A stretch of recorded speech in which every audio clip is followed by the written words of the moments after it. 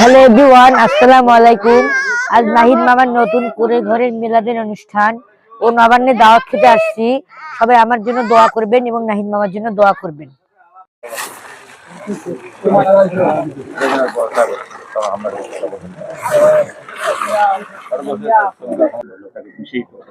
আল্লাহ الذي سلك أنت كريستون الحمد لله رب العالمين آخر كلمة يقول لا إله إلا الله محمد